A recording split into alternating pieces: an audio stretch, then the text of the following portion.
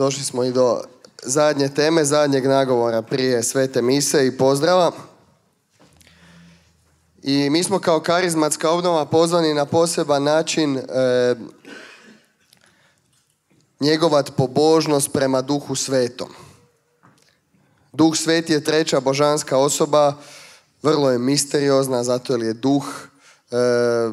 Mnogi su sveci i mistici upozoravali kako katolici često nemaju odnos s Duhom Svetim jer ne znaju kako bi mu pristupili. To se slično dogodilo i izraelskom narodu kad je putovao iz obećane zemlje, u obećanu zemlju iz Egipta. Prigovarali su Bogu, ne možemo više podnijeti da nas vodi stup od oblaka i stup od ognja. I onda im Bog daje obećanje po Mojsiju da će im podići čovjeka, Krista. I nama je nekako lako pristupiti Kristu. Teško je bilo i nekako i pristupiti. Bila je taj jedan strah i od Božje prisutnosti u Starom Zavjetu. I kad su oni gledali te fenomene koji su se događali u stupu od ognja i stupu od oblaka, jednostavno nisu mogli pristupiti Bogu na način kako mi možemo pristupiti danas. Nama je to danas dostupno, nama je to otvoreno. I kako izgrađujemo sve više svoj odnos sa Duhom Svetim, to vidimo koliko je Duh Sveti ljubav, ta nježnost između Oca i Sina, kao onaj blagi lahor koji je Ilija osjetio, ali isto tako često možemo osjetiti kako je silan. Možemo osjetiti zajedno sa Svetim Piscem ono kad kaže sva mi se utroba trese, kako su potresna djela tvoja, Gospodine. I mi kao Božji proročki narod, kao mladi karizmatske obnove moramo znati jednako posredovati i svijetu i tu Božju nježnost i tog duha tješitelja, branitelja, tog duha koji je ljubav Oca i Sina, ali isto tako i tog Boga koji je silan, od čije se prisutnosti potresla cijela dvorana. I trebamo, osluškujući istog duha, znati kad je za što vrijeme.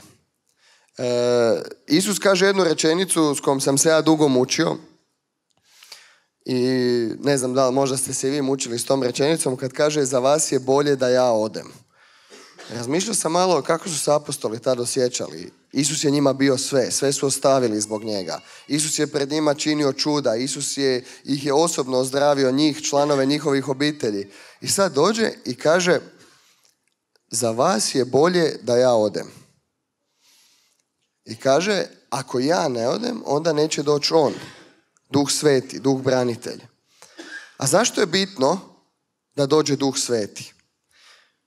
Pa zato jer dok je Isus tu i dok je on Bog koji hoda zemljom, onda sva ova čuda, svi ovi fenomeni, sva ta milost koja dolazi s Isusom se događa samo tamo gdje je Isus.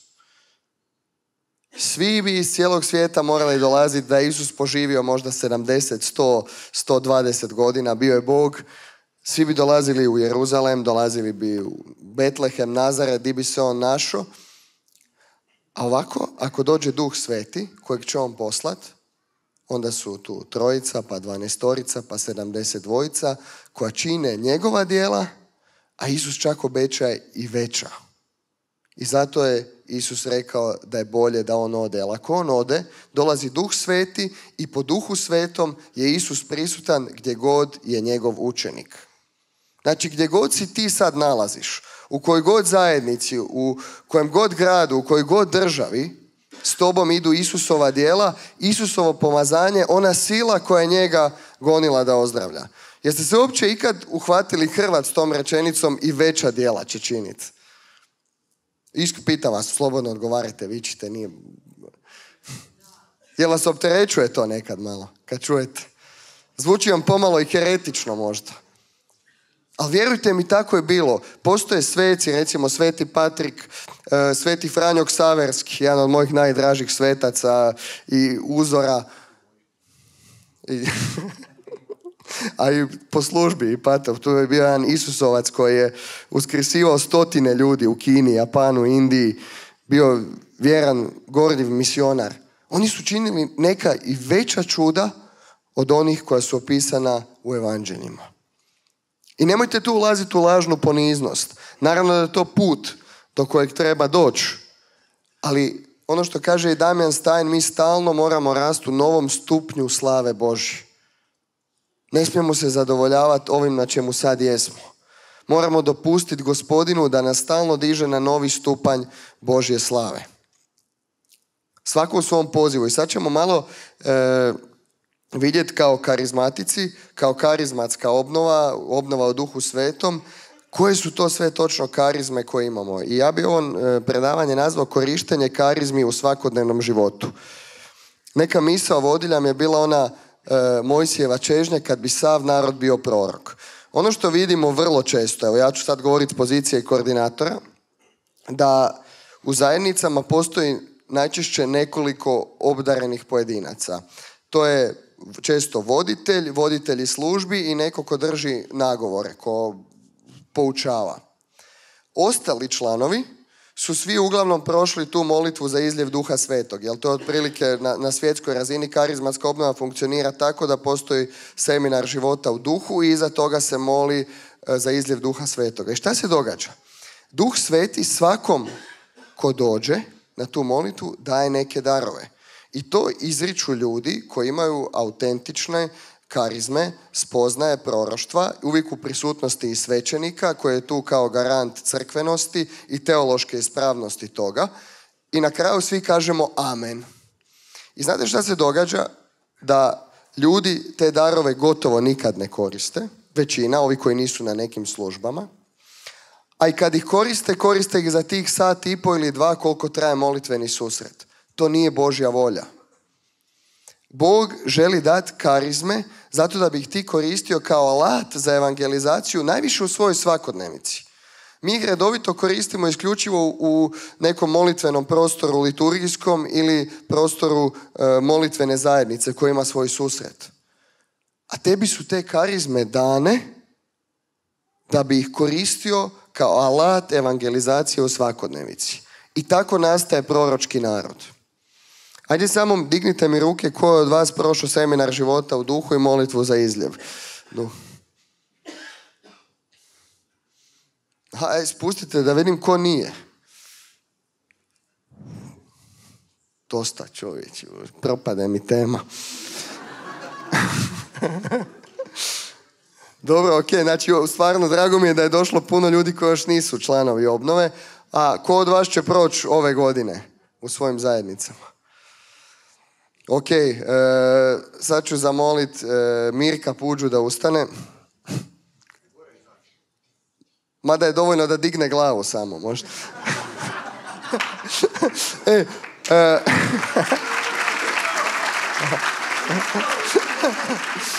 Znači, tu je Mirko, on je koordinator ODS-a u Bosni i Hercegovini. Vi koji ste digli ruke da niste prošli seminar, koji je i Karis, službeno papinsko tijelo, potaknuo da prođu karizmatske zajednice kako bi se zdravo formirale, se javite svojim svećenicima i voditeljima da oni kontaktiraju Mirka i da vam se, ako je moguće, osigura bilo preko Zooma, bilo uživo seminar života u duhu. Jel može?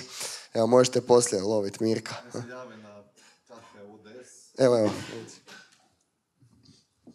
Ili najbolje javite se na mail kkodsbih@gmail.com ili posjetite stranicu Rastimo u Gospodinu i tamo se javite mailom ili na nekim drugim društvenim mrežama potražite pa ćemo za to organizirati čut.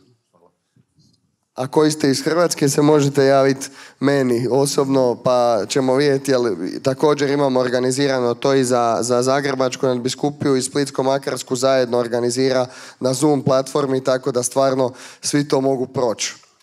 Ok, znači, i što se događa onda? Ljudi stvarno dobiju darove, oni potvrde od molitve o jezicima do neke veća glad za svetim pismom, za proučavanjem Boga.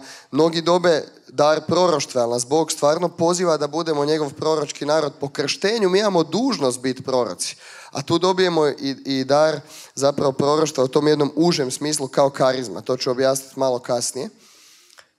I prestanemo rasti u tome. Mi kažemo to imamo, prođe godinu dana, 2 godine, mi se sjećamo da smo to dobili, a nismo u tome služili. Meni nije cilj ovdje da vas plašim, to je često i problem možda i nepoučenosti i ne govora o tome, ali iz Svetog pisma znamo da nije mudro zakopati talenat koji smo dobili. A često imamo krivu sliku da ako nas neće voditelj ili duhovnik ili zajednica uposlit, da mi to zapravo ne trebamo ni koristiti. To nije istina. Sjetite se one biblijske prispodobe u kojoj gospodar ostavi vinograd radnicima da ga obrađuju i otputuje u daleku zemlju. Nije on dio nad njima i rekao im sad ćeš ovo kopat, sad je pljevljenje, sad je prskanje. Ne. Evo ti vinograd radi. On dolazi nakon mnogo godina. Zato i Bog, on nam je dao alate da ih naučimo koristiti i da radimo. Što da radimo? Da evangeliziramo. Da sa tim alatima, karizmama dovedemo nove članove. I zato je jako bitno da te proročke riječi koje su izgovorene, posebno nakon seminara života u duhu, nakon molitve za izljev duha, ponovo u sebi oživimo i da vidimo koje to darove imamo i na koji način ih možemo koristiti u svakodnevici. Često se teolozi slažu oko toga da je karizmatski pokret zapravo jedno vrijeme novih duhova u crkvi. Idemo vidjeti kako su izgledali prvi duhovi. Kad je napokon došao dan Pedesetnice, svi su bili zajedno na istom mjestu. Eto iznenada šuma s neba kao kad se digne silan vjetar. Ispuni svu kuću u kojoj su bili. I pokažu im se kao neki ognjeni razdijeljeni jezici, te siđe po jedan na svakoga od njih. Svi se napuniše Duha Svetog i počeše govoriti drugim jezicima kako im Duh davaše zboriti. Petar zajedno s 11 ustade, podiže glas i prozbori. Židovi i svi što boravite u Jeruzalemu, ovo znajte i riječi mi poslušajte. Nisu ovi pijani kako vi mislite, isto mi je 3 ura dana, nego je to ono što je rečeno po proroku Joelu. U posljednje dane govori Bog. Izliču duha svoga na svako tijelo. Proricat će vaši sinovi i kćeri, vaši će mladići gledat viđenja, a starci vaši sne sanjati. Čak ću i na sluge i sluškinje svoje izlit duha svojega u one dane i proricat će. Znači vidimo da je fenomen duhova bio povezan sa jednim općim pozivom. Jako bitno za nas. Kaže, izliču duha svoga na svako tijelo. Znači na svakoga. U Starom Zavjetu su pomazanje Duha Svetoga imali samo izabrani ljudi, proroci i kraljevi koje bi Bog na vidljiv, dramatičan način pomazao pred narodom i oni su prenosili Božju poruku. A vidimo što duhovi donose. Što donose tu jednu novost na svako tijelo. Na svako. Svako će dobiti neki dar. Neće svi dobiti sve. Neće svi biti isti. Ali si primio nešto. Zatim kaže, vaši će mladići gledat viđenja, a starci vaši sne sanjat. Zašto Joel govori, spominje mladiće i starce? Zato jer su to bile skupine koje se nisu uzimale ozbiljno. Mladić je premlad, a star je već malo otišao na kvasinu. A ne, ali oni kažu, ne, i vaši mladići i starci, i oni će primiti Duha Svetog. Ide čak još dalje, kaže, čak ću i na sluge i sluškinje svoje izlit duha. Znači, neko ko je bio potpuno marginaliziran u tadašnjem društvu i na njih ću izlit duha i oni će proricati. I zato je bitno da shvatimo tu općenitost poziva. I kad gledamo, u katoličkoj crkvi se iza drugog Vatikanskog koncila događa jedno veliko duhovno buđenje kroz karizmatsku obnovu, u kojoj se ovaj tekst ponovo oživljava. I vidimo da se to stvarno događa. Samo iz 2001. IKRIS-ov podatak, 120 milijuna katolika su službeno bili članovi katoličke karizmatske obnove u svijetu. Danas je taj broj daleko veći. I ponovo je ovaj Joelov tekst dobiva na snazi, on živi. I zanimljivo mi je kako Bog, posebno u katoličkoj crkvi, poštuje i tu hijerarhiju, poštuje zapravo učiteljstvo crkve. Iako su karizmatski fenomeni u drugim denominacijama počeli već početkom 20. stoljeća, karizmatska obnova u katoličku crkvu dolazi onda kada je drugi Vatikanski koncil presudio da su fenomeni iz dijela apostolskih itekako potrebni i danas. A to je bila jedna velika rasprava. Ja sad nemam vremena vam sve detalje, ali uglavnom bile su dvije suprotstavljene struje i jedno je predvodio kardinal Ruffini, koji je bio strogo jedna tradicionalistička linija, koji je tvrdio da su fenomeni iz dijela apostolskih, što uključuje ozdravljenja, čudesa, jezike, isključivo za ono vrijeme kad se crkva trebala utvrditi i kad se u tom poganskom vremenu trebala učvrstiti kao jedina ispravna religija, Isus kao jedini Bog, i da to više nije potrebno. Imao je dosta sljedbenika. Drugu struju je vodio kardinal Leo Suenens, koji je zastupao da je to itekako potrebno i danas za evangelizaciju, i papa Ivan XXIII je bio bliže toj liniji. I započinje Drugi Vatikanski koncil sa obnovi svoja čudesa u crkvi, obnovi znamenja. I pobjedila je Suenensova struja i to postaje službeni stav crkve. Znači službeni stav crkve od tad. Koncil završava 65. Karizmatska obnova u katoličkoj crkvi počinje 67. 2 godine poslije. Spontano. Nije bila planirana. Duhovna obnova 25 studenata u Pensilvaniji, događa se fenomen krštenja u Duhu Svetom, koji je kasnije zapalio onda i cijelu crkvu. I vidimo da mnogi su doživjeli to iskustvo krštenja u Duhu Svetom, doživjeli su tu veliku milost, ali po podacima koje sada imamo, a evo naš Josip je redovito u Europskom vijeću Karisa, pa pratimo stanje u europskim zajednicama, vidimo da u Europi sad vlada jedna stagnacija. Zašto? Baš zbog ovog. Ostali smo u tom vremenu rasklade, kako kaže Sveti Petar, a Sveti Petar je rekao u svom drugom govoru da Bog šalje tu raskladu da bi došla sveopća obnova. Ali nismo iskoristili to što smo primili, tu raskladu i te alate, da bi evangelizirali. Nego smo neko kratko vrijeme uživali u tome što smo ljubljeni od Boga, a nismo imali potrebu navijestiti to i drugima. I zato je cilj ovog nagovora da stvarno svaki od vas, i to posebno vi koji niste neki ili voditelji službi ili da imate neku službu u zajednici, oživite to što ste primili i počnete raditi na svojoj njivi koja vam je dana. Ok, ajmo malo vidjeti koje su sad to karizme sve. I da li uopće znamo koje su karizme. Držat ćemo se Svetog pisma. Vi koji imate Biblije možete pratiti, koji imate na mobitelu isto, bit će vam lakše. Otićemo do poslanice Rimljanima, 12. poglavlje od 4 do 8. Imamo nekoliko biblijskih izvještaja baš o karizmama konkretno. Znači od 4 do 8. Kaže Pavao Rimljanima ovako. Kao što u jednom tijelu imamo mnogo udova, a nemaju svi isto djelovanje, tako smo i mi mnogi jedno tijelo u Kristu, a pojedinci udovi jedan drugome. Dare pak imamo različite po milosti koja nam je dana.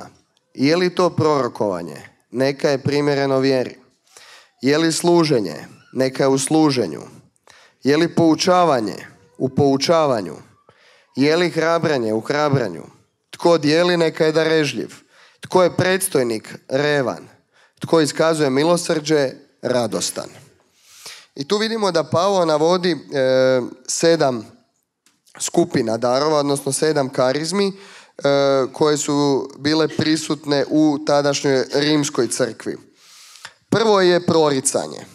Proroštvo je tad bilo najvažniji dar, imalo jednu skroz drugu funkciju nego što to ima danas, zato tad nisu postojala sveta pisma, imali smo neke izvještaje evanđelja, dosta tog se širilo usmenom predajom, nije ni stiglo do nekih crkava i bili su potrebni ljudi koji su bili pomazani Duhom Svetim da vode te crkve, odnosno da ih usmjeruju. Znači, prorok je tješio, opominjao i izgrađivao.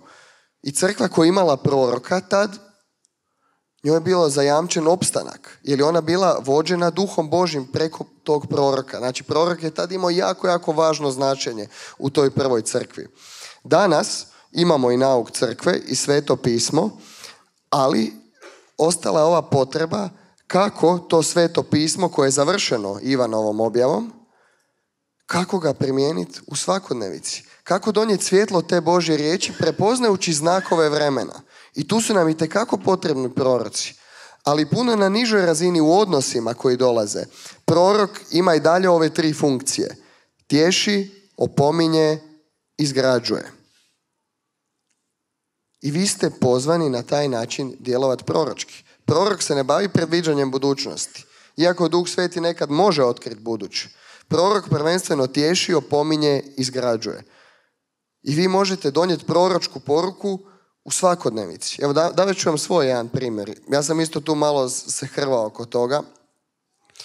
Kad djelovat, kako između te Božje ludosti i razboritosti naći neki pravi put. I sjećam se jednom kad je moja tetka od moje žene je bila bolesna i oni su brinuli o njoj zadnje 2 godine njenog života i onda su se često mijenjale one patronažne sestre. I sjećam se, još se nismo bili oženili, ja sam došao njoj u posjetu i taman je bila jedna ta patronažna sestra i popili smo kavu. Ja počinjem osjećati, to onaj način kako Bog komunicira s vama, počinjem osjećati kao da mi gori srce. Osjećam pomazanja, nisam na slavljenju, nisam u crkvi, ne čitam sveto pismo, čak je neka svjetovna priča bila. I osjetio sam Bog nešto želi. I nisam znao šta, onda vam je najbolje oružje koje mi karizmatici imamo, molitva u jezicima. Počeo sam u sebi moliti u jezicima. I odjednom se otvori tema njenog sukoba sa svekrvom. Sad to nije trebala ni spozna prevelika, ali je sukob sa svekrvom, češće ga ima nego nema, ali dobro. I ona počne govoriti o tome i ja sam vidio odjednom jedna fina, pristojna gospođa, oči su se ispunile mržnjom, srdžbom, vidi se da to su godine teških odnosa. Negdje sam napavao malo sa psihološke strane, onda sam izrekao malo tih par citata i koliko su meni pomogli i na kraju jadni 5 ni 6 kažem, hoćemo se mi pomoliti da možeš oprostiti svoje svekrvi. I ona ako spusti šalicu kave, kaže može. Ja nju uvedem u molitvu po onom Unbound modelu, da u Isusovo ime oprašta svoje svekrvi.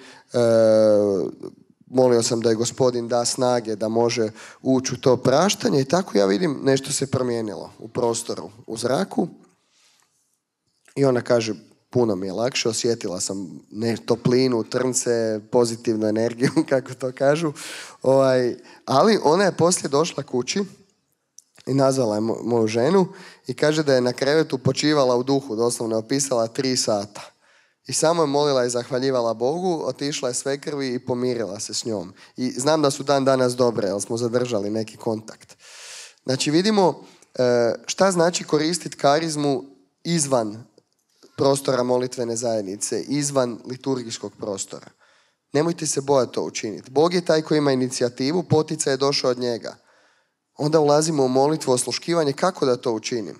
Da bude mudro i razborito, opet hrabro. I ako je on potaknuo, znači da će se nešto sigurno dogoditi. Jer nikad, kaže Sveto pismo, Jahve ne šalje svoju riječ bez da ispuni ono zbog čega je poslana. To si zapamtite, Izaija 60. Nikad Jahve ne šalje svoju riječ bez da obistinjuje ono zbog čega je poslana. Jel' tako? Ok. Znači, to je naveo sam jedan primjer kako naša proročka uloga se sjajno može uklopiti u naš svakodnevni obiteljski i poslovni život. Drugo, kaže služenje. Pavao drugu karizmu koju opisuje, je li služenje, neka je u služenju. Neki su stvarno pozvani da se stave na raspolaganje zajednici. I to je bilo vrlo važno u to vrijeme, posebno kad se brzo širila Božja riječ. I često se očekuje da neko ko i vodi i ima nagovore i još prima ljude, da odrađuje neke stvari koje uopće ne mora odrađivati. I apostoli, znači prva crkva se našla u problemu upravo zbog toga. U jednom trenu Petar govori kako ne mogu oni više ostavljati posluživanje Božje riječi zbog posluživanja stolova i udovica. I tad iz te potrebe zapravo nastaje izbor đakona. Ako stvarno imaš srce za služenje, Ako imaš taj dar, nemoj stalno čekati da te neko pozove. Pomozi di možeš. Vidi, promatraj. Često će neko narasti u nekoj svojem pozivu i karizmi ako prvo prihvati služenje. Znači vidimo da je služenje isto karizma. Jednako kao i ozdravljanje. Pavao je stavljao popis karizmi. Jednako kao i čudesa. Sve je potrebno. Svaki ud tijela je potreban. Mali prst je nevažan, kažu. Da vam sad propucam tu mali prst, samo bi o njemu razmišljali. Mada je glava zdrava i srce. Jel te boli? Ti vidiš da je bitan onda, jel tako? Možeš iskrvariti. Znači, trebamo sve karizme, ne trebamo ih gledati kao neke uzvišenije i pomazanije, nego svaku svoju karizmu staviti u službu Gospodinu i u službu crkvi. Treća karizma koju Pavao ovdje spominje, kaže, je li poučavanje u poučavanju. Samo da napomenem slobodno, ako vam treba pojasniti neko od karizmi ili nešto, dignite ruke, pitajte, komentirajte. Nije da imamo previše vremena, a ja se volim zaletiti pa ću sad staviti tu. Dobro.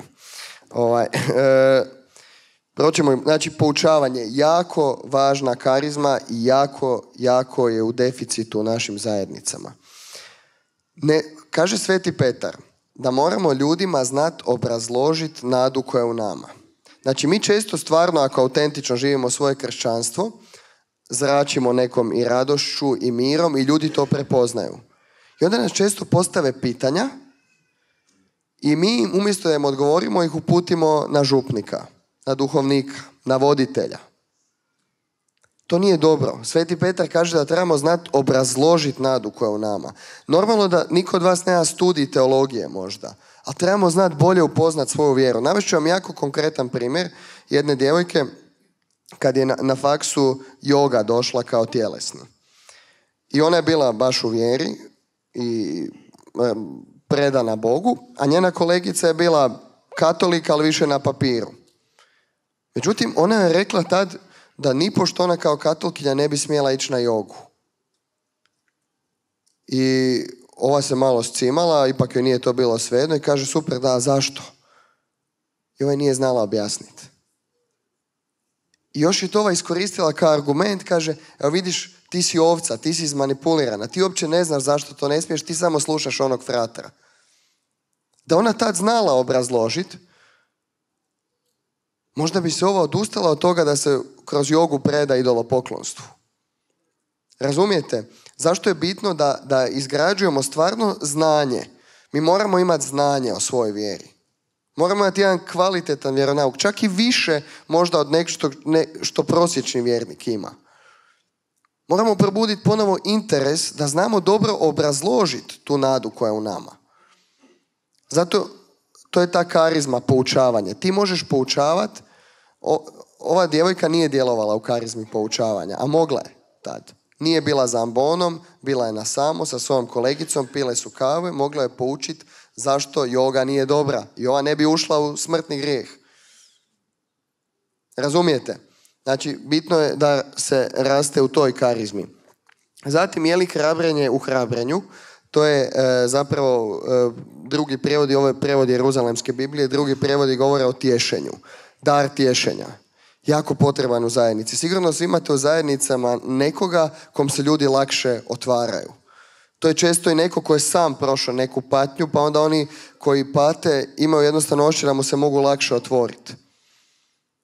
Često ljudi koji su u zajednici sa napornim, zahtjevnim službama dosta i putu se ne mogu posvetiti novim članovima koji dođu, koji su toliko potrebni tad razgovora i utjehe, jer su tek doživjeli obraćenje.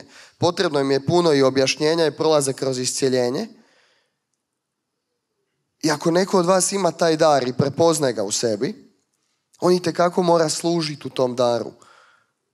Posebno je to važno za evangelizaciju novoobraćenika.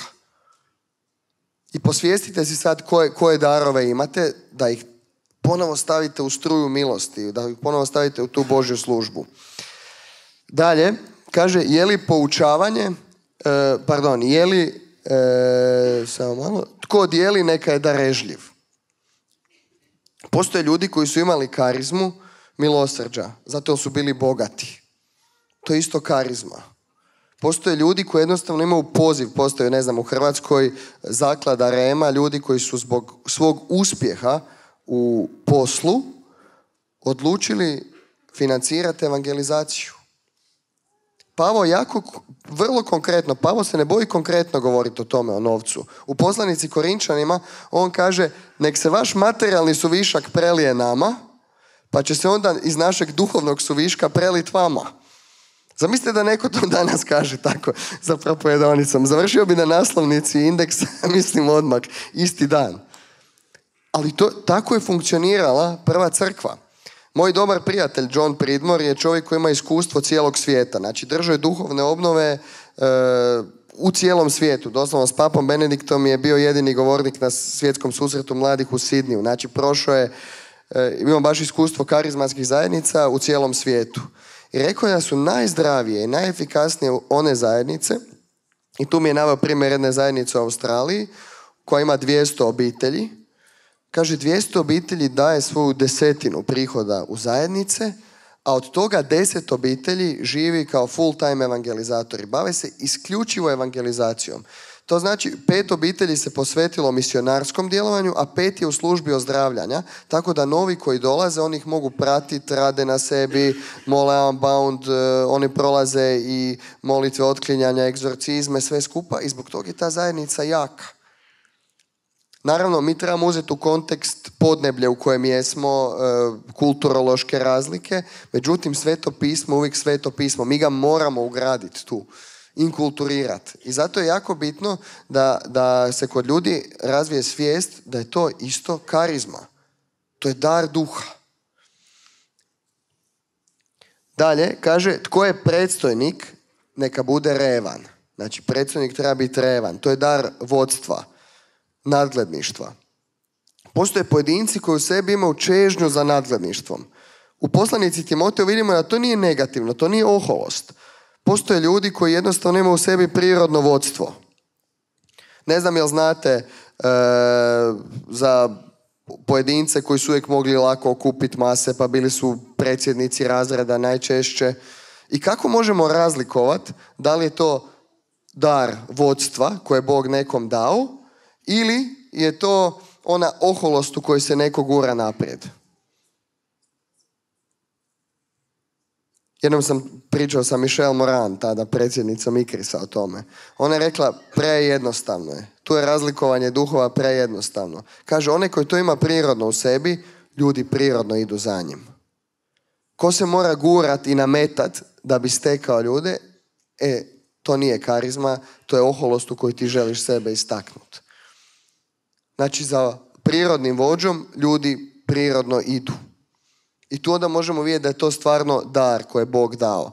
I zato Pavao kaže Timoteju da je to pozitivna čežnja za nadgledništvom koja je u njemu.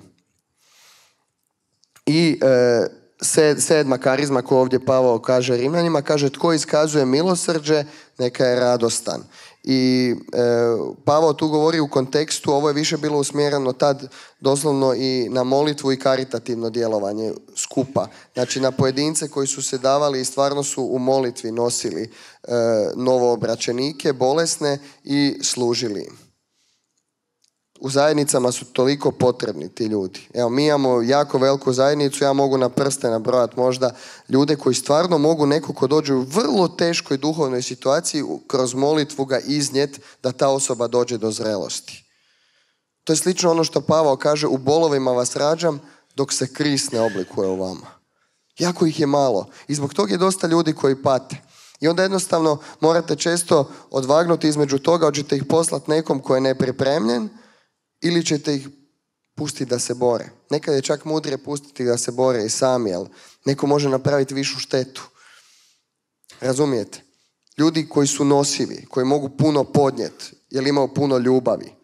Ali ta karizma se mora razvijati i na njoj raditi.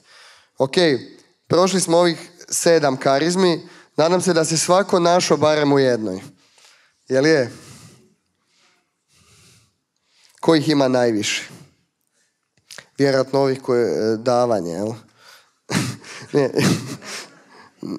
Ja mislim da možda tješenje. Ok, znači to je jedan popis. Drugi popis karizmi, koji je za nas jako važan i tu idemo baš na te nadnaravne Božje darove, su 1. Korinčanima 12 od 7 do 11 i 12 od 18 do 30. Ovo bi karizmatici isto trebali znati na pamet, ove retke i citate. Tu su objašnjene baš devet skupina karizmi koji su podijeljene u 3 skupine. Darovi riječi, darovi znanja i darovi sile. Od dara riječi naravno je prvi dar jezika koje je neko temeljno karizmatsko iskustvo i većina ljudi koji su u karizmatskoj zajednici ga ima.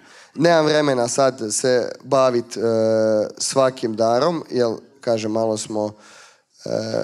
malo smo sa vremenom knap, ali dar jezika vam je poznat, imate puno nagovora dostupno na internetu, puno ste čuli, sami ga koristite, on pridonosi toj osobnoj izgradnji čovjeka. Dar koji je mnogo rijeđi u zajednicama, i danas ćemo moliti za njega u radionici, a jako je važan, je dar tumačenja jezika. Svaka zajednica koja moli u jezicima bi trebala imati barem jednu osobu koja ima dar tumačenja, da se može provjeravati što se to tu događa. Jer i Sotona može kopirati dar jezika. Evo, ja sam imao jedan razgovor sad kako se događa jedno i zbližavanje naše zajednice prema Zagrebačkoj nadbiskupiji. Imao sam nedavno, sam baš bio na ručku sa čovjekom koji je u biskupiji zadužen za crkvene pokrete i zajednice. To je bilo jedno od prvih pitanja koje me pitao. Molite u jezicima, super. Ima li iko u zajednici da tumači jezike? Da se zna je li to molitva ili proklinjanje. Ako nema, zašto? Pa ja s njim razgovaram, znači on vidi se da su upućeni, sve upućeni u materiju. Kažu, pa dobro, jer se može moliti da neko dobije taj dar. Pa naravno da može. I vidimo da je dosta taj dar u deficitu u zajednicama. Treba moliti za taj dar i Pavao sam kaže, neka se mole da mogu protumačiti.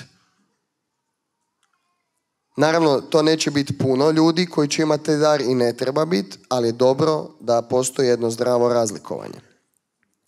Treći dar je dar riječi, je dar proroštva i njega tu smo ga u Rimljanima dotaknuli već, da ne idemo dalje. Taj dar bi trebao biti jednako prisutan u zajednicama kao i dar jezika. Pavao sam kaže, vruće čeznite za darom jezika, ali još većma da prorokujete.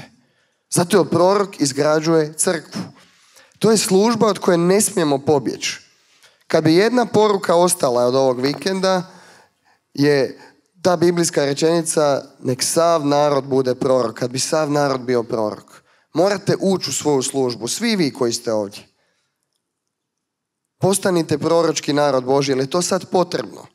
Tako ćete razlikovati u kontekstu vremena i znakova vremena di i kako trebate djelovati. Od neke manje razine, kao što je bilo sa ovom medicinskom sestrom, do veće gdje možete prorokovati nekom iz sabora, iz politike.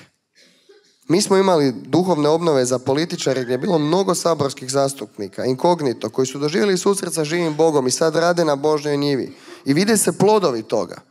Bog to čini. Ko je vjeran u malom, povjeruje mu se veliko. Darovi znanja.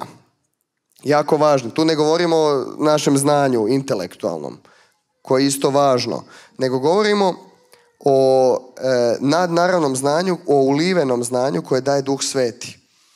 Prva je riječ mudrosti. Iznimno rijetka karizma, ali ta karizma je rijetko i potrebna. Znači, tu ne govorimo o daru mudrosti koji je jedan od 7 darova Duha Svetoga. Čisto da napravimo razlikovanje. Riječ mudrosti je kad neka osoba dobije u teškoj i gotovo nerješivoj situaciji neku kratku riječ, rečenicu, konstataciju koja sve riješi. Navest ću vam jedan primjer iz moje osobne obiteljske povijesti. Moji su porijeklom sa otoka Ugljana, Kali, i koji je bio pod okupacijom talijanskih fašista. I dogodilo se da su partizani ubili 3 talijanskih vojnika. I u znak osvete su fašistički vojnici okupili cijelo selo u Kalima na rivu. I postavili su nekoliko mitraljeskih gnezda i trebalo je biti strijeljanje.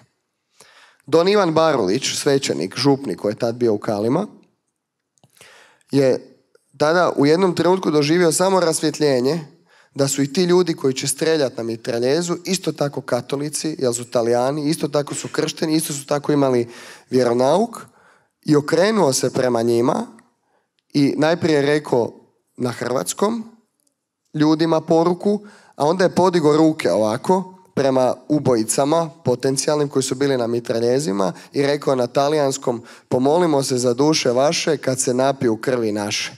I počeo moliti: Oče naš, zdravo Mario, vjerovanje za ubojice. U tom trenutku su se ovi, odsjekle su im se noge, jednostavno su jedan po jedan su ustali sa tih mitraljeskih gnezda i nije bilo strijeljanja. Da on to nije napravio, ja danas sigurno ne bi bio tu, jer je moj djed tad trebao biti strijeljan. On mi je ispričao to iskustvo. Znači, vidimo, to je onaj trenutak ko kada su Salomonu došle one dvije bludnice. I dvije bludnice dobile dijete, jedna se napila i zaspala na svom djetetu i ugušila ga. I sad se svađaju, dolaze Salomonu, čije je dijete. Ova koja je ubila svoje dijete ipak želi dijete, a ova ne da svoje. I Salomon dobiva riječ mudrosti. Kaže: prepolovite dijete na pola. I tad ova koja je prava majka kaže: rađe ga dajte njoj nego da ga ubijate.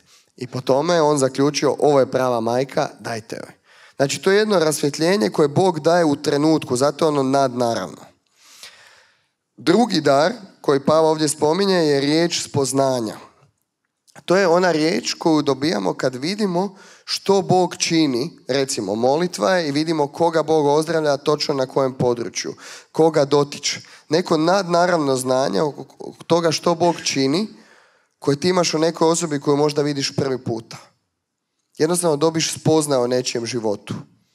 I to nije samo za velike seminare ozdravljenja. Poznajem puno ljudi koji su pobožni molitelji krunice i koji imaju iskustvo da kad pobožno uđu u krunicu im počinju dolaziti slike nekih ljudi za kojih treba moliti. Jako puno ljudi znam koji imaju to iskustvo. I to je dar spoznaje. Dar spoznaje trebamo koristiti prije ulaska u molitvu. Jednom sam ja osobno imao jednu sliku u molitvi koju mi je Bog dao, kad mi je pokazao kako izgledaju naše molitve. Mi imamo u Botincu neprestano klanjanje od 2017. u župi. I članovi zajednice redovito dolaze, zapisuju se, bude ih po 5-6 svaki dan pred presvetim. Jednom prilikom ja dođem na kor gdje je molitva i Bog mi daje jednu sliku. A slika je bila ovakva. Ljudi ulaze u kafić, idu igrat pikado. Ugase svjetlo i bacaju strelice. I onda se poslije upali svjetlo i vidi se da su strelice uglavnom na podu, a neka je pogodila možda negdje blizu mete. I molio sam na tom slikom i Gospodin je pokazao u čemu je problem. Tako izgleda većina molitvi upućenih na tom koru. Ljudi dolaze i stresu. Želim ovo, daj mi ovo, hoću ovo, pomozi ovom. Uopće ne mole svjetlo Duha Svetog da znaju što da molim. I stresu se i kasnije učinak skoro nikakav i onda su razočarani Bogom. Ajde iskoristi taj dar spoznaje pa pitaj: Gospodine, za što da molim i kako da molim. Došla mi je jedna žena na molitvu koja je bila aktivna u jednoj zajednici i sad je u voditeljskom timu, da se požali na svog muža. I kaže, počela na meni optuživati malo što sve njen muž radi i kako ona godinama moli za njegovo obraćenje, a u isto vrijeme sam osjetio kao neko ono i zadovoljstvo samom sobom, u smislu, htjela reći: evo vidi me svete Monike. A u svom mužu drvlje i kamenje. Ja njoj kažem: gospođo, znate koji redak iz Svetog pisma vas najbolje opisuje? A ona procvjeta kao: koji? Sad će... Tužitelj braće naše pred Božjim prijestoljem. Naravno, smrknula se. Znate ko je tužitelj braće naše pred Božjim prijestoljem? Sotona. On dolazi i pred Bogom izbacuje naše grijehe. I tako se ona ponašala kad je u pitanju njen muž. Ona dolazi u molitvu i samo blati pred Bogom svog muža. I kažemo: ajmo moliti strateški. Ajmo moliti sa svjetlom Duha Svetoga. I složili smo, rekao sam joj, sad moli za iscjeljenje svog muža, ti znaš njegov život. Mio Barada ima onaj fenomenalan model molitve po fazama života. Znaš kako je imao djetinjstvo, znaš kako je imao mladost, znaš šta je sve prošao. Ajde ti moli, evo, po ne znam koliko, dao sam i 40 dana da izmoli cijeli njegov život za iscijeljenje, da ga Bog dotakne, doživi oni puno sablazni. Čovjek se stvarno obratio za tih 40 dana, otišao je na životnu ispovijed, dan danas živi i sakramentalno, nije ušao u karizmatsku, ali ne paše mu taj način duhovnosti, ali čovjek živi sad s Bogom. A moglo je to trajati još 10 godina, a ona u uvjerenju da je sveta Monika. Dar spoznaje nam je jako potreban da bi znali što i kako moliti. I zato ga koristite. Pitaj najprije Gospodina. A kad već ideš bacat prošnje ko strelice u pikado, onda nemoj to učiniti odmah. Što kaže Sveto pismo?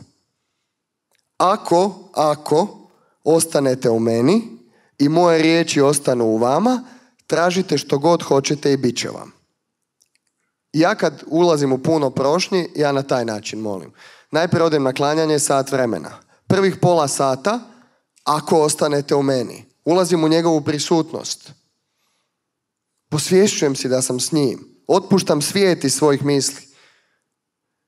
I onda i moje riječi u vama, drugi dio Isusovog uvjeta, uzmem razmatranje koje budi vjeru ponovo u meni i tad kad smo on i ja zajedno, kad smo sjedinjeni, onda mu mogu na uho šaptati sve te potrebe koje imam za svoju obitelj, za sebe osobno, za ljude, za misije koje imamo. I znate šta? Stvarno pali. Imam bilježnicu puno uslišanja. Ako ostanete u meni, moje riječi u vama, tražite što god hoćete, bit će vam. Uzmite malo, promijenite taktiku. Dar spoznaje vam u tom koristi. Jako važan dar. Dar razlikovanja duhova. Prijeko potreban. Mnogi se slažu da je najvažniji u zajednicama, zato jer ako se krivi duh uvuče, a krivi duh neće nositi na čelu ime ja sam krivi duh, nego će izgledati jako lijepo u zajednice, pogotovo ako uđe preko nekog koji ima važnu ulogu u zajednici, cijela zajednica ode u krivo. Onda i cijeli pokret bude oblačen. Onda dolaze i zabrane razne. Zato je jako bitno da molimo za razlučivanje. I ono nam je dano po Duhu Svetom. Ivanova poslovnica kaže čak pomazanje koje je na vama, jer je istinito, učit će vas svemu. Ne treba vas ko poučavati. I ako molimo za ovaj dar razlikovanja, pa osjetit ćemo nemir kad je nešto heretično. Kad je nešto dobro, ali nepročišćeno, da znamo što treba pročistiti. Papa poziva karizmatsku obnovu da bude uvijek na nekom rubu crkve. Znači da komunicira sa drugim denominacijama, sa ateistima. Tu je itekako potrebno razlikovanje. Često ima jako dobre protestantske literature, ali nikad je ne smijemo usvajati u cijelosti. Kroz razlikovanje možemo reći, ovo je stvarno Božje. Jer je taj čovjek rođen kao protestant, ali toliko predan Bogu, Bog mu je dao puno. Ali neću usvojiti sve. Čuvat ću svoju katoličku vjeru. I Papa Franjo, kad je govorio o karizmatskoj obnovi, je upravo to rekao. Kroz razlikovanje dobro zadržite, a svake se sjene zla klonite. Znate koliko je to potrebno? Jer neke zajednice doslovno uzđuju duh protestantizma, koji je ipak zloduh. A druge idu u drugu krajnost da odmah odbacuju čim vide da autor neke knjige protestant i oslobode se i zapravo ne pristupe tolikom blagu koje je Bog nekim svojim predanim slugama otkrio. To je jako potreban dar danas. Da ostanemo u zdravom katoličkom nauku, a da ne odbacimo ono što je dao našoj odjeljenoj braći. Vjerujte mi, ono što ja osjećam nekako i vidim da se događa na terenu, ovo pitanje će odrediti budućnost mnogih zajednica. Koje će, ako se s ovim znaju dobro ishrvat i ako izađu na kraj s ovim, dobiti ogroman evangelizacijski žar i blagoslov crkve, ili ako to ne naprave, će doživjeti često i svoje gašenje i zabrane i razdore. U ovo što govorim sam čvrsto uvjeren. To je ono što će se događati ubrzo. I zato je jako bitno da pristupimo tome. Dar razlikovanja duhova. S kojim se duhom bavimo. I zadnja, znači 3 skupine, 3 dara, zadnja skupina, darovi sile. Jako važno. Prvi dar koji je bitan da bi se otvorili darovima sile je dar vjere. Jer ti uopće, ali to nije ona krepost vjere. Znači krepost vjere imao naše bake koje su znale da Bog postoji, da treba živjeti pravilno da bi došao u raj. I one su vjernice, naravno. Dar vjere u ovom kontekstu u kojem govori Sveti Pavao, pogotovo kad gledamo grčki prijevod, ali i latinski, možemo vidjeti da se radi o karizmi vjere, znači o nadnaravnoj vjeri. Nešto što je nemoguće da ja iznutra znam da je moguće da se dogodi. Jako potreban dar. Ja kad sam počeo raditi sa zajednicom na novorođeni sam shvatio da nemam vjere. I moj duhovnik i ja smo se dogovorili zajedno, pošto on bio duhovnik zajednice tad, da ćemo svaki dan, godinu dana ići pred presveto za dar vjere. Priznajte si, nemam vjere. Kaže onaj u evanđelju, Isuse pomozi mojoj nevjeri. I mi smo rekli, godinu dana ćemo ići pred presveto moliti za dar vjere. Kad god. Sjećam se, najveća kušnja mi je bila, tad sam morao odraditi praksu u vinogradu, bila je berba. Ja sam agronom inače. I godina je rodila ludo. I često smo znali u 6 ujutro otići u berbu, a vraćao sam se u 2 iza ponoći. Znate šta? Moj duhovnik se tad spuštao u pidžami, kaput samo preko, ja s posla gotov, dođem pred presveto, u 2 u noći mi otvaramo na koljena i moli. Znate kako sam moćne slike imao kad bi zatvorio oči? Cabernet Sauvignon. Malvazija. Ali nema veze. Bili smo vjerni i Bog je dao to, stvarno. Sjećam se, jedan brat iz Božje pobjede je došao tad, imali smo izljev Duha Svetog te godine i onda je rekao, u ovoj župi se tako osjeća da je prisutan dar vjere. I stvarno su se počelo događati čuda, nadnaravne stvari koje se ne bi događale inače. Vjera da Bog može učiniti nešto nemoguće. I kaže poslanica Hebrejima, neko imanje već toga čemu se nadaš. Ti već u duhu to posjeduješ. Prevažno za nas. Premalo radimo na tom definitivno. Uzmite si u zadatak da izmolite dar vjere i da umnožite, osnažite svoju vjeru. Drugi dar sile je dar ozdravljanja. Odnosno Pavao ovdje kaže dari ozdravljanja u množini. Zato jer postoje više darova ozdravljanja. Možemo govoriti o oslobađanju od zlih duhova. Neki ljudi imaju dar, baš imaju autoritet nad zlim silama i često su asistenti u egzorcistima, uz one koji imaju dar razlikovanja duhova. Postoje ljudi koji imaju dar baš za nutarnje iscjeljenje. I stvarno mogu moliti jako dobro i kroz Unbound službu za nutarnje iscjeljenje. I postoje, naravno, dar fizičkog ozdravljenja. I ljudi koji su u toj službi predani, evo i Fra Ivo, svjedoče kako zapravo i u tom daru možeš jako rast. U jednom trenutku imaš jak dar da možeš moliti za ozdravljenje ljudi koji imaju rak. Jer to je njegovo iskustvo konkretno. Ali kad dođe neko s bolesnim kostima, nema učinka. Onda moliš Boga da umnoži, zato su dari ozdravljanja. I ovakvi pojedinci su potrebni zajednici. Nekome će to postati služba. A neko će povremeno djelovati u toj karizmi. Osjetit ćeš u jednom trenu da te Bog poziva da ideš da se pomoliš za nekog, dogodit će se ozdravljenje ili kad je tvoje dijete bolesno. Ili neki član obitelji. Ali trebamo dopustiti Bogu da nas tad iskoristi. Jer svaki dar može postati služba nekome, a može biti i povremeni alat u evangelizaciji. I na kraju dar čudesa. Čudo je kad se radi o nekoj nadnaravnoj pojavi ili da je neizlječiva bolest koja se medicinski ne može izliječiti. Recimo da doslovno nestane tumor i da se produže noge, naraste ud kojeg nije bilo.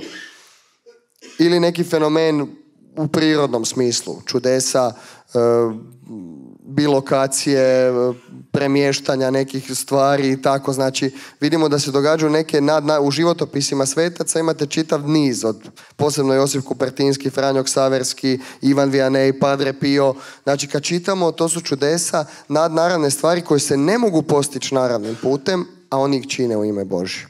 I to su 3 dara sile. Svako ima neki dar. Svako od vas ima neki dar i sad ćemo moliti kroz ovu radionicu da Bog u vama oživi te darove. Bavit ćemo se najprije darovima riječi, jer od njih kreće, sve kreće od dara jezika pa se ide prema većima. Htio bih vam navesti neke jako važne stvari koje su važne za darove. Ostanite pozorni, sad trebaćete biti pozorni još za radionicu. Jer nije cilj da vi ovdje dođete slušati, cilj je da se opremite da bi djelovali kad se vratimo u naše svakodnevice. Prvo, ako je Bog dobar otac, svi imao neki dar. Vi nikad nećete otići u posjet svojih nećacima ako ih ima 4 i ponijeti 3 čokolade, jel tako? Zato niste pokvareni. Tako Bog, koliko je Bog bolji od nas i sigurno nije nikog zakinuo, svako ima neki dar. Darovi su ti dani za drugoga, ali i zbog slike crkve. Ti na neki način sa svojim darovima izgrađuješ druge, ali činiš crkvu privlačnom u očima ljudi koji su se udaljili od crkve. I zato izbjegnite onu kom napast. Komparacija, kompeticija. Nemojte se uspoređivati s drugima i nemojte se natjecati s drugima. Otkrite svoju mjeru koju Bog vama daje. 3. Nikad ne odvajajte dar od ljubavi. Znači, najprije budite suosjećanje. Ako i nemate osjećaja, donesite tu odluku. Fra Ivo baš svjedoči jednom kada je bio u Engleskoj, kaže da je bio toliko premoren i da je došao u sakristiju, treba početi susret ozdravljenja, pred križ i rekao: Isuse, ne mogu, umoran sam. A Isus, kaže, u srcu čuje da mu Isus križa, kaže: meni ne smeta što si ti umoran. Išao je, odslužio, kaže: ljudi ustaju, ozdravljaju, pa on u šoku, on iznutra samo razmišlja kad će jastuk zagrliti. Ljubav je odluka, ali ne odvajajte dar od ljubavi. 4. Darovi nisu znak ni svetosti ni duhovnosti. Dar je imao Juda Iškariotski. Ozdravljao, oslobađao, navještao riječ, završio u paklu. Isus samo pominje na to, jako. Doći ćete mi, u tvoje smo ime čuda činili, uskrsivali, izganjali zle duhove, odlazite, ne poznajem vas. Odnos s Bogom posvećuje. Darovi su samo alat i prestanite se hvaliti s time da imate darove. Ako se hoćete hvaliti darovima, onda kad idete van u šetnju po gradu, ponesite i motornu pilu, nekad i sjekiru. Jer su to samo alati. Tako izgleda osoba koja se kiti s darovima pred drugima. Alat. Kad treba, iskoristiš ga, poslije ga staviš u spremište. Ok, znači, nije znak svetosti ni duhovnosti. Postoje ljudi... Dobro, neću sad. Ok. Ipak, naravno da će život u svetosti produbljivati darove. 5. točka. Darovi su često jako povezani sa našim prirodnim sklonostima i sposobnostima. Znači, postoji ta jedna zlatna nit, dok ti još nisi susreo Boga, on te već pripremao. Ljudi koji imaju prirodnu blagost će naravno imati dar tješenja i milosrđa. Evo, neki koji su bili predsjednici razreda, bili su kolovođe u društvu, kad se obrate, stvarno često postaju voditelji. Znači, često je vrlo povezano sa našim prirodnim sklonostima i sposobnostima, ali darovi nisu te naravne sklonosti. One su taj neki ljudski temelj koji mora sila i snaga Duha Svetog zagrlit, pročistit i onda staviti u pogon. Ali često, znači, po to možemo prepoznat koje darove imamo. 7. točka. Darovi po svojoj prirodi teže razvijanju, znači teže razvijanju i stalnom rastu. Kad vi imate neki dar, vi ga nećete izgubiti. I to je opasno. Upravo zbog toga Pavao kaže: neopozovljivi su darovi Božji. Jednom kad si ga dobio, imaš ga. ali onda imaš i odgovornost. I on te stalno potiče da u njemu rasteš, ako ga ti sam ne zatomiš. Ali to uvijek ima svoju posljedicu. Kome je više dano, od njega će se više tražiti. Znači, pozvani smo u svakom daru rast kako bi ga usavršili i izbrusili. Dalje, darovi nisu tvoja privatna svojina i koristiš ih kad Duh Sveti kaže, a ne kad tebi odgovara. Meni je Duh Sveti onda rekao, kad mi se baš pila kava, da moram navještati toj medicinskoj sestri. Ja sam osjetio, ja bi lagao gospodina kad bi rekao, znao sam da on nešto hoće. Imate propovjednika koji ne odlaze na duhovnu obnovu ako nije dobar smještaj. Ako nema, mislim da bi u banju svi došli. Ima i sauna i bazen. A ima ih koji ne zna se kakav je smještaj. Ne ide. Sveti Pavao kaže, znam i oskudjevati i obilovat. Idem gdje mi Duh kaže. Jedan je rekao da neće doći ili taj dan utakmice. Da, dobro. Dar na kraju uvijek mora biti potvrđen od crkve. Neće biti odmah, ali ako je nešto Božje, Bog će se pobrinuti da i crkva to prepozna.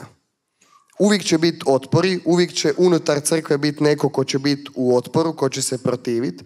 I to nije loše za tebe, jer tebe to potiče na još veću savršenost, ali na kraju se Bog pobrine da ono što je njegovo bude i priznato od crkve. Najbolji primjer je Sveti Franjo. Sveti Franjo djeluje u vrijeme pape Inocenta III, jel tako? Koji je bio jedan od najsvjetovnijih papa. Znači, papa koji je živio svjetovno kao velikaš, doslovno, najmoćnija osoba tog vremena. I nije puno mario za duhovnost. I crkva je bila u krizi, zato Bog i kaže, popravi crkvu, vidiš da se ruši. To je zadnja osoba koja bi priznala statute Franji. I Franjo dolazi njemu, po nekoj predaji bio u habitu koji da se valja u govnima prije, jel to je istina ili je? Ne. Da, čak došao mu je takav i počinje mu iznositi svoju tezu radikalnog življenja evanđelja. Papa ga je potjerao. Ali je tu noć sanjao da je crkva na stijeni i ruši se i da dolazi taj čovječuljak kojemu je došao taj dan i da on stup koji drži crkvu da ne padne. Pozvao ga je k sebi i priznao mu statute. Ako je Božje, Bog će se na kraju pobrinuti da i crkva to prepozna.